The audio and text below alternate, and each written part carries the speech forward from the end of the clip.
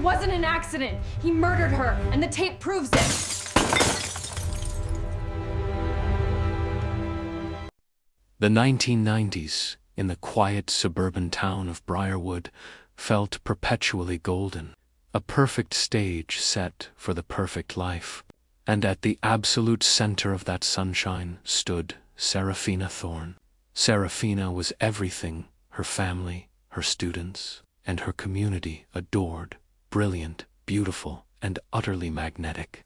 She was the star English teacher at Briarwood High, the woman with the dazzling smile who seemed effortlessly capable of turning every tragedy into a life lesson and every challenge into a victory.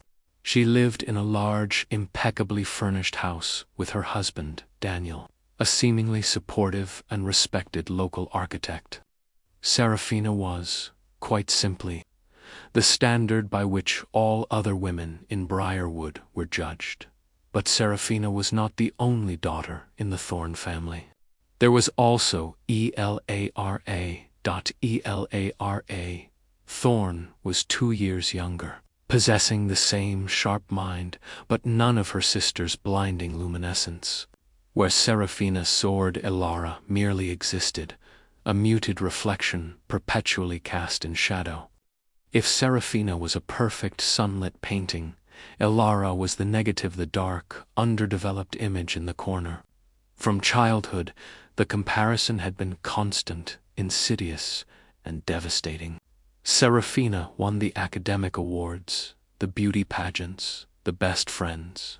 Elara received the polite applause reserved for the runner-up, the second best, the almost as good. This legacy of constant comparison didn't breed admiration in Elara. It cultivated a deep, quiet, and poisonous jealousy. The one thing Elara had always considered her own was her unique, intense relationship with Serafina's husband, Daniel. Daniel was outwardly charming, a pillar of the community, but behind the closed doors of the Thorne home, he possessed a volatile, controlling temperament.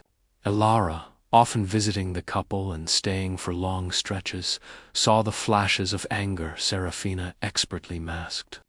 She saw the tight grip on Serafina's wrist that went unnoticed by others, the dismissive tone Daniel used when Serafina dared to disagree, while Serafina, trapped in her pursuit of the perfect image, suffered in silence. Elara witnessed the emotional abuse firsthand. But instead of rushing to her sister's defense, a strange, dark fascination took root in Elara's heart. Daniel's cruelty didn't repel her. In a twisted, sick way, it made Serafina seem finally, terribly vulnerable. It was the only crack in Serafina's perfect facade that Elara had ever seen, and a tiny, dangerous part of her began to feed off the imbalance. The emotional tension in the Thorne house reached its critical peak in the late summer of 1995. Tired of the relentless pressure of maintaining perfection and suffocated by Daniel's control, had finally decided to leave him. She secretly consulted a divorce attorney, finalized her plan to move out, and prepared to shatter the gilded image of her marriage. She confided this massive, life-altering decision only to Elara, seeking the support of her younger sister. For Elara, this moment was the ultimate irony. Serafina, the invincible star, was finally failing. But if Serafina divorced Daniel, she would also be losing the one thing Elara had come to secretly envy: the status and outward security of the grand Thorne house and the handsome, powerful husband. However toxic. On a Tuesday night in September, the night before Serafina was due to meet her attorney, the inevitable explosion occurred. Elara, staying over in the guest room, was awakened by the low, furious rumble of Daniel's voice coming from the master suite. It was louder than usual, sharp with desperation and fury. Then came the sound of breaking glass, a terrifying, sudden crash that ripped through the quiet house. Elara froze in her bed, her heart hammering against her ribs, paralyzing her not with fear for her sister, but with the shock of being an uninvited witness to the destruction of Seraphine's perfect life. She crept out of her room, her bare feet silent on the polished hardwood floor, and peered down the hallway. What Ilara saw next would haunt her forever, chaining her to a lifetime of silence. Seraphina was lying still on the floor. Near the threshold of the room, a spill of crimson starkly visible against the white carpet. Daniel stood over her, his face a mask of sweating, horrified realization. His hands were shaking, and on the small mahogany table next to him lay a heavy, ornate brass lamp, its base stained and resting on the remnants of a shattered water glass. He looked up, his eyes wide and vacant, and in that moment he saw Ella Roth, the only witness to the horrific, fatal collapse of the beautiful Seraphina. Ilara did not scream. She did not run. She simply stood, bathed in the sickly yellow glow of the hallway lamp, and stared at the scene that had finally, permanently, extinguished her sister's light. She saw the perfect husband, the murderer, and she saw her sister, the victim. And in that terrifying final silence, Ilara felt a rush of something cold and sickeningly close to peace. Daniel knew Ilara saw everything, yet she made no sound. Will Daniel use his charm and manipulation to coerce Ilara's silence? Or will Ilara, motivated by a complex mix of resentment and morbid fascination, offer her silence willingly? The moment of frozen terror in the hallway stretched into an eternity. Ilara stood motionless, a silent sentinel of her sister's murder. Daniel, the respected architect, the community's darling, stared back at her, his face a horrifying canvas of shock, rage, and sudden panicked calculation. He knew, instantaneously, that his fate rested entirely in the hands of this pale, often overlooked woman, his wife's shadow. The silence that followed the crash was broken only by the frantic thudding of their two hearts, the shared beat of two people suddenly bound by a monstrous secret. A master manipulator didn't resort to threats first. Instead, he employed the charm that had captivated Seraphina and the town. He stepped away from the body, his hands raised in a gesture of pathetic helplessness, and approached Ilara slowly. His eyes, usually cold, were now brimming with what looked like genuine, desperate anguish. He didn't need to speak a word. His presence alone was a massive, suffocating pressure. He was appealing to her empathy, to their family bond, casting himself immediately as the victim of a terrible, accidental tragedy. For Ilara, this intimate, terrifying moment was a perverse kind of recognition. Daniel, the man who owned her sister, was now entirely dependent on her. Seraphine's light was extinguished, and for the first time in her life, Ilara was the most important person in the room. This sudden shift in power, this grotesque inversion of their lifelong dynamic, offered the peace she had secretly craved. Seraphina would never overshadow her again, and Daniel, the powerful figure, would forever owe Ilara his life and his freedom. Ilara finally moved, not to call the police, but to enter the room. Her actions were terrifyingly deliberate. She stepped over the threshold, taking care not to disturb the brass lamp. She met Daniel's frantic gaze and simply shook her head, a single, firm motion signifying her absolute agreement to silence. It was a silent covenant, a pact forged not out of loyalty, but out of Ilara's deep-seated resentment and Daniel's immediate, shrewd understanding of her complex vulnerability. Daniel immediately seized the opportunity, his mind already spinning the story. He moved with cold efficiency, establishing the narrative that would protect him. He and Ilara spent the next agonizing hour meticulously rearranging the scene, They moved Seraphine's body slightly, placed a shattered ceramic cup near her, and staged a fall down the short flight of interior stairs leading into the sunken living room. The brass lamp was returned to its place, wiped clean, its true role disguised. Lara, guided by Daniel's steady, chilling instructions, participated in the betrayal of her sister's memory with a horrifying calm. When Daniel finally called the police, his voice was a masterpiece of anguished shock. He described a late-night argument that led to Serafina stumbling and tragically falling. He wept convincingly for the operator, painting himself as the devastated, loving husband. When the police arrived, they found a scene that, while tragic, perfectly matched Daniel's account. The broken cup, the slight incline of the steps, the lack of forced entry, it all pointed toward a terrible domestic accident. Seraphine's reputation as a strong, passionate woman ironically worked against her. The police assumed her argument with Daniel must have been spirited and aggressive, leading to the fatal misstep, critical flaw in the official narrative, which suggested a direct blow rather than a fall, was noticed by the medical examiner, but was ultimately dismissed under pressure from the powerful Sterling family, who were major contributors to the local infrastructure and the police fund. The town of Briarwood mourned its star teacher, accepting the tragic accident story and offering Daniel overwhelming public sympathy during the funeral. Ilara played the role of the shattered younger sister with effortless authenticity.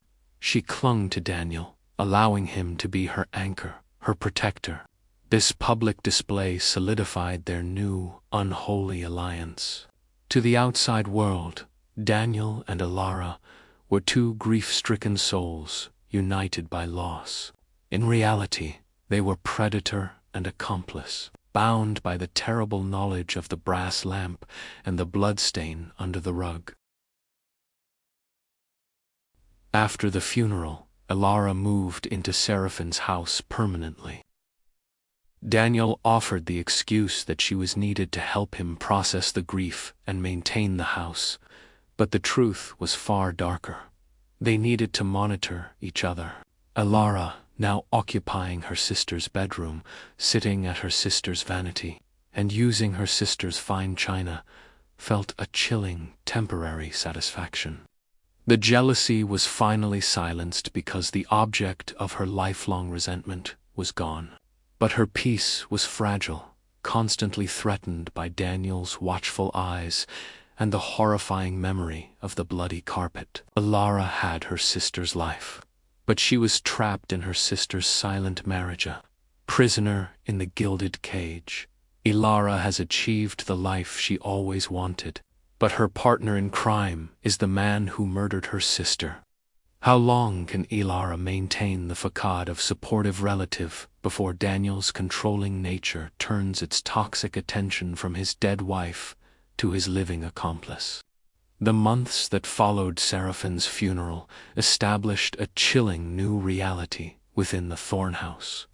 Ilara had successfully moved into her sister's space, literally and figuratively, achieving the proximity to power and the appearance of status she had always desired. Daniel, basking in the town's manufactured pity and the freedom from his wife's impending divorce suit, was outwardly serene. Their arrangement, born of murder, had initially provided a grotesque peace for both of them. Daniel was safe from justice, and Ilara was finally released from her sister's shadow. But the silence that had sealed their pact began to warp and turn toxic. Daniel, the expert manipulator, could not sustain a relationship free of control. He had spent years managing Serafina, and now that controlling energy, denied its primary target, began to focus with cold intensity on Ilara. He saw her not as a relative or a friend, but as a potential threat, a living repository of the truth that could shatter his comfortable life. He had to keep her close, compliant, and constantly monitored. Ilara's supposed independence quickly dissolved into a subtle form of imprisonment. She was discouraged from taking a job or pursuing her artistic interests. Her movements were casually questioned, her friendships gently undermined. Daniel, ever the caring widower, framed his control as protection and grief-sharing. He insisted they spend all evenings together, forcing Ilara to witness his public performance of Sorrowa, performance that only served to remind her of his monstrous deceit. The house which she had longed to occupy felt less like a home and more like a gilded cage, its bars forged by her own complicity. The psychological pressure began to take its toll on Ilara, the fleeting satisfaction of silencing. Seraphine's brilliance evaporated, replaced by the relentless, invasive presence of her sister's killer. Every corner of the house screamed Seraphine's name. Her perfume lingered on the scarves in the closet. Her organized desk sat untouched in the den, and her favorite armchair still held the impression of her body. Ilara found herself consumed by the ghost of her sister, a ghost Daniel seemed completely impervious to. She had hoped Seraphine's death would grant her identity. Instead, she was trapped, eternally defined by the woman who was no longer there. One evening, while Daniel was out attending a business dinner, Ilara gave in to a morbid compulsion. She found the area where Serafina had fallen, tracing the faint outline of the old bloodstain that had been expertly cleaned but never truly erased from the carpet fibers. She pulled out Seraphine's detailed diary, an artifact Daniel had warned her never to touch. As she read, the true extent of Seraphine's suffering became terrifyingly clear. Serafina had just been unhappy. She had been meticulously abused, psychologically tortured, and systematically isolated by Daniel. The entries detailed his sudden rages, his surveillance, and her desperate plan to escape, a plan that had been cut short by his fatal violence. This discovery was a profound turning point. The victim, Ilara, had resented and envied, suddenly became a tragic, human figure who had been suffering behind the facade of perfection. The jealousy didn't vanish entirely, but it was overwhelmed by a crushing wave of guilt. Ilara realized she had mistaken her sister's endurance for superiority, and in her resentment, she had become an accessory to her sister's destruction. She hadn't achieved peace. She had traded her freedom and her conscience for a seat next to a killer. Ilara knew she couldn't confess. The police would never believe that Daniel, the pillar of the community, was the killer, especially since her own testimony had helped frame the accident narrative. She also knew that if she exposed Daniel now, she would implicate herself in accessory to murder and in the subsequent cover-up. She was trapped by her own silence. A new, terrifying clarity emerged. The only way to escape the cage and find true peace was to dismantle Daniel's life as thoroughly and covertly as he had dismantled Seraphine's. Ilara decided that her revenge would be slow, quiet, and meticulously psychological, echoing the abuse Daniel had perfected. She began to subtly alter small things in the house, moving Daniel's keys, misplacing important documents, changing the order of items on his desk.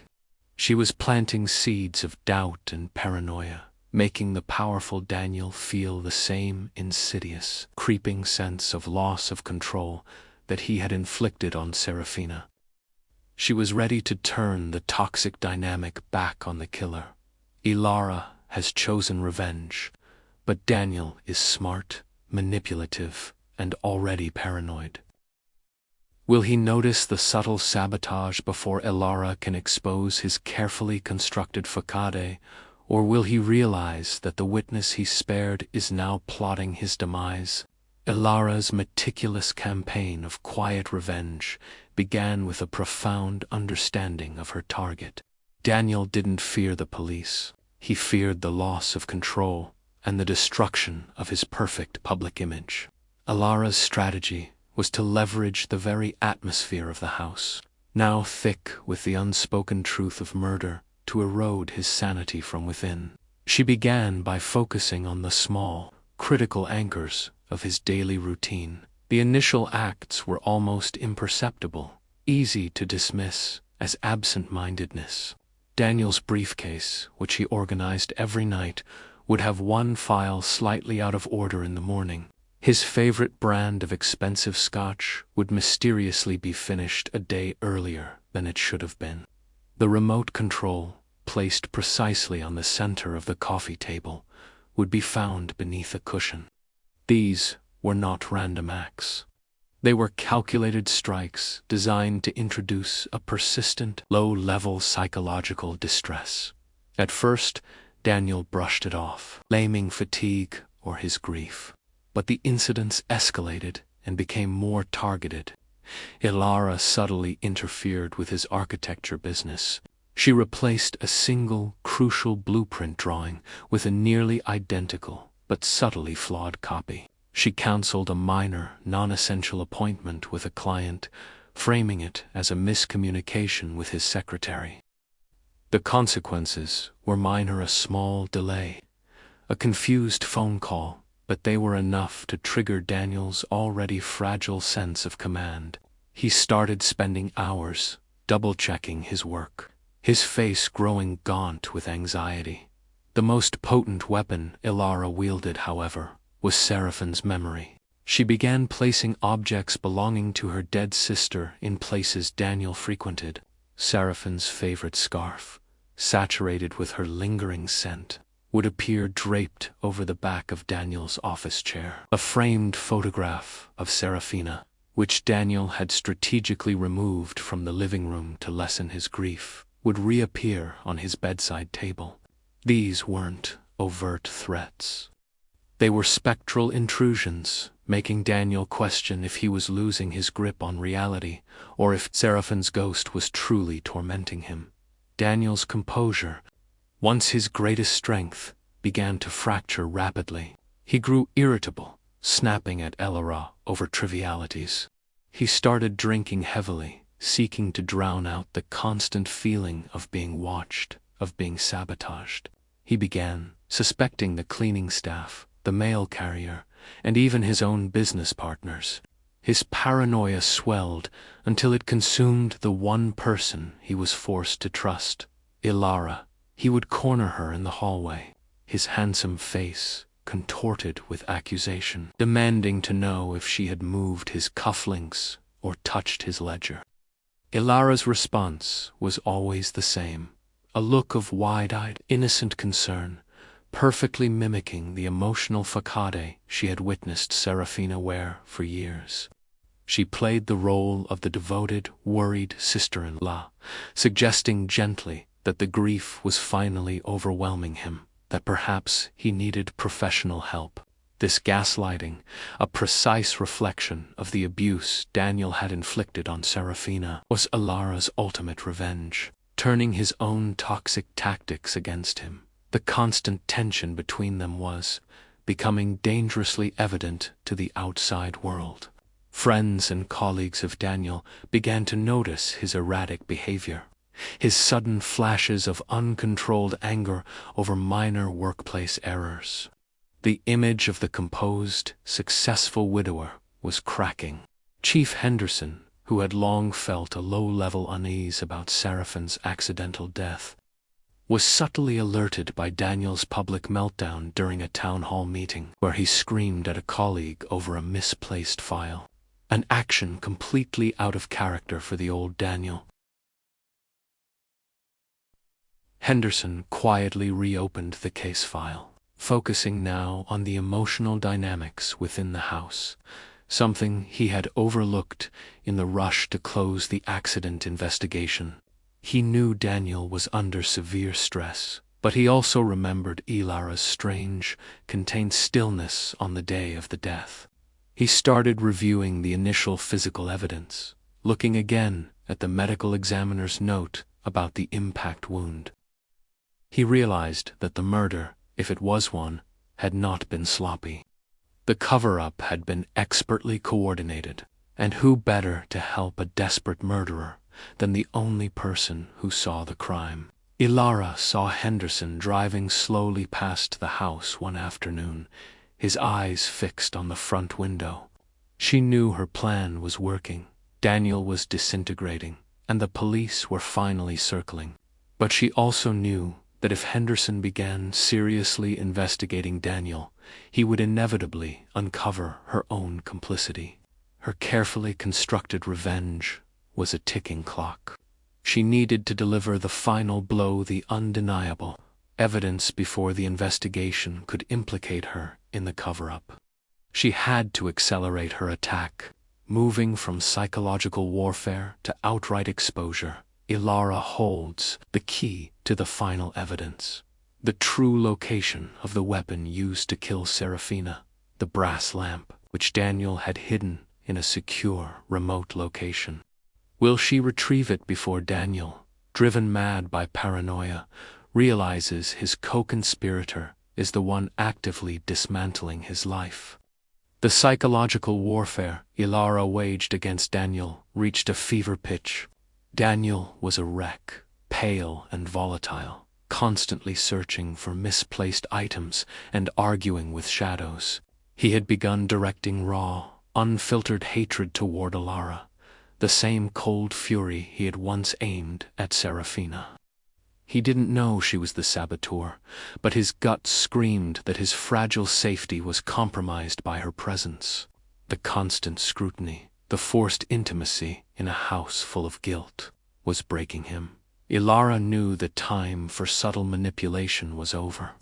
Chief Henderson's renewed interest, signaled by the patrol car sightings near the house, meant the formal investigation was about to shift from a closed accident case to an active homicide inquiry.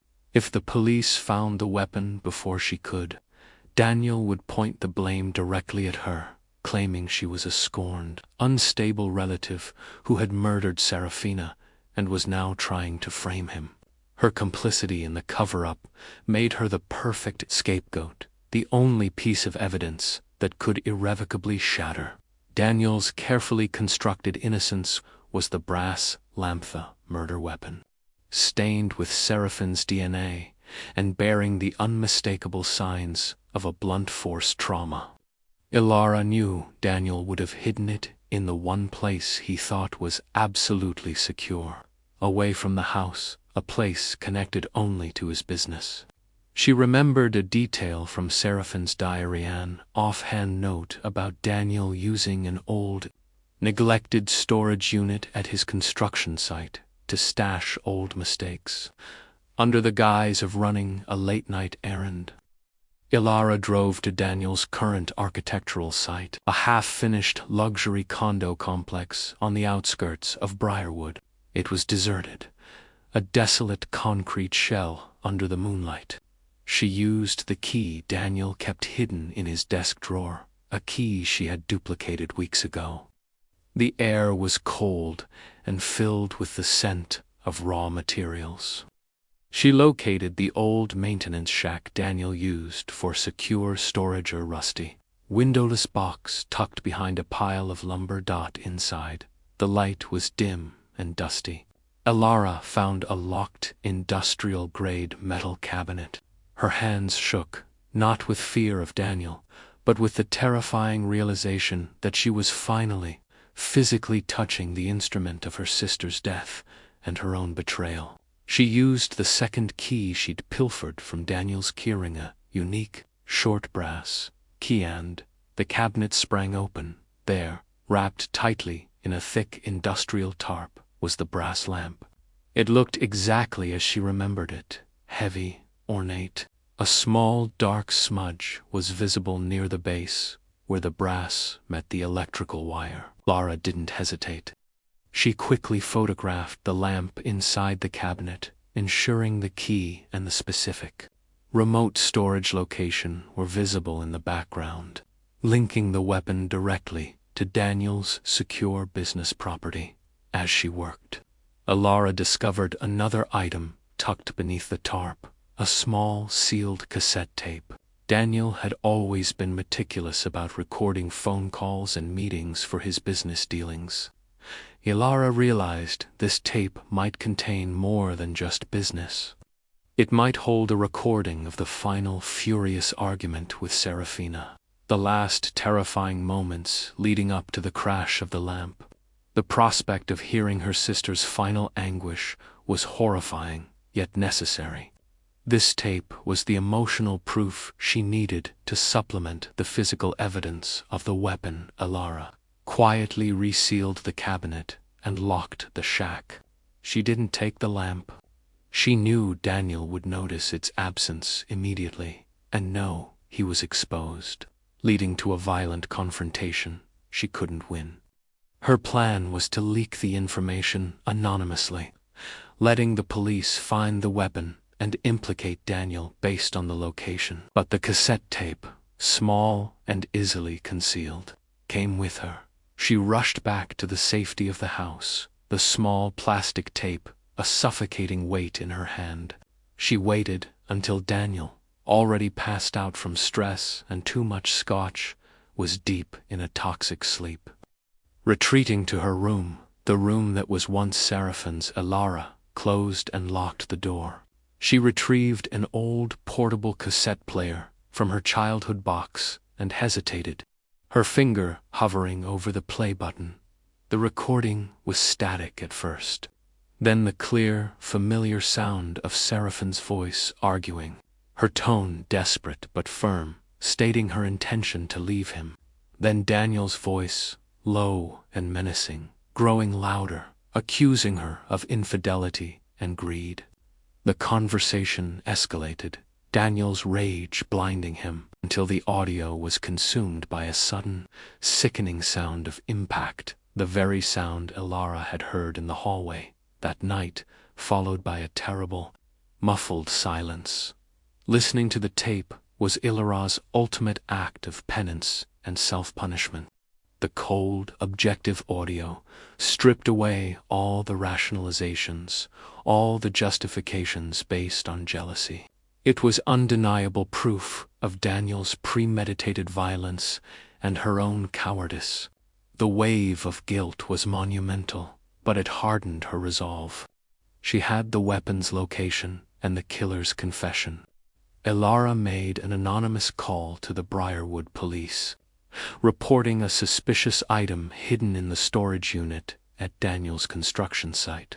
The net was closing rapidly. Elara has alerted the police and possesses the audio confession. But Daniel, recognizing the subtle shift in Elara's demeanor, begins to suspect the person sleeping under his roof. Will Daniel act to silence Elara before the police can secure the weapon and the tape?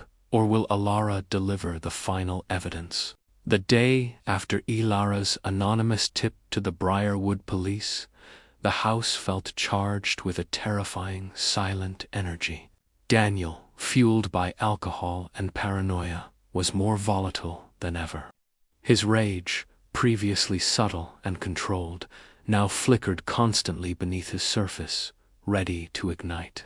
He was certain he was being watched, sabotaged, and dismantled, and his suspicion had narrowed entirely to Elara. He saw the unnerving calm in her eyes, the same quiet stillness that had unnerved him on the night of the murder, and he realized with chilling certainty that his accomplice was now his executioner. Elara knew the police were moving. Chief Henderson, acting on the anonymous tip, would secure a warrant and find the brass lamp. But the tape, the recorded confession, was the undeniable proof that would override Daniel's inevitable claim of accidental homicide, and more importantly, preemptively counter any attempt by Daniel to frame her for the initial crime. She needed to deliver the tape directly, sealing Daniel's fate before his paranoia culminated in violence against her. That afternoon, Daniel finally snapped. He confronted Elara in the living room, standing over her where she sat on the sofa. His voice was a low, guttural snarl, accusing her of being jealous, weak, and ultimately responsible for Seraphine's death through her own failure to be a proper sister. He believed the murder was justified, an act of self-preservation against Seraphine's attempt to leave, and he felt zero remorse. His full toxic narcissism was finally exposed, confirming Ilara's darkest realization: she had protected a monster. Ilara did not flinch. She had anticipated this final confrontation. She met his gaze, no longer wearing the mask of the naive, supportive relative, but the icy demeanor of a survivor exacting justice. In that moment, she was finally free of her sister's shadow, because she was acting with a purpose Serafina had never achieved, confronting Daniel and seeking his downfall. She held up the small cassette tape, its surface catching the late afternoon light, a tiny, devastating piece of evidence. The sight of it wiped the rage from Daniel's face, replacing it with pure, cold dread. He knew immediately what it was and what it meant. The confrontation became a desperate, physical struggle for the tape. Daniel lunged, fueled by the primal fear of exposure. Ilara, however, was prepared. She had learned to anticipate his movements, the same abusive patterns Serafina had endured. She sidestepped his rush, throwing the tape across the room toward the open front door. The action was purely strategic, creating a distraction and forcing Daniel away from her. Just as Daniel scrambled for the tape, the first heavy knock sounded on the front door. It was Chief Henderson, armed with the warrant for the brass lamp, and now acutely aware of the heightened tension. The noise froze Daniel in place. He looked from the door to the tape, realizing that securing the evidence was impossible. His life was over, and the one person he had trusted with his secret was the one who had engineered his collapse. Henderson and his officers entered the room, their eyes immediately drawn to Daniel's frantic, guilty posture over the cassette tape. Ilara immediately stepped forward, placing herself near the officers, safe from Daniel's reach. She pointed to the cassette, and for the first time since the murder, she broke the sisterhood of silence. Her voice was steady, calm, and utterly convincing, detailing the abuse, the murder, and the meticulous cover-up orchestrated by Daniel, ending her statement by presenting the tape as the killer's hidden confession. The arrest was quick and anticlimactic, a pathetic end for the man who had controlled an entire town's perception of him. As Daniel was led away in handcuffs, his eyes locked onto Elaras. There was no repentance, only a look of chilling, ultimate betrayal. The aftermath saw the full truth spill into the quiet streets of Briarwood. Daniel was convicted of first-degree murder. The weapon found exactly where Ilara had reported, and the tape playing as the devastating climax of the trial. The town was shocked, forced to confront the dark reality that the golden veneer of their perfect community had concealed years of domestic abuse and murder. Ilara was treated as a complex, reluctant heroine. While she faced intense police scrutiny for her initial complicity in the cover-up, Henderson, moved by the depth of Daniel's psychological manipulation detailed in Seraphine's diary and Ilara's final, brave act, chose to protect her from charges. Her role was publicly minimized to that of a witness who was too terrified and manipulated to come forward sooner. The moral payoff for Ilara was not forgiveness from the public, but freedom from the gilded cage and the crippling weight of guilt.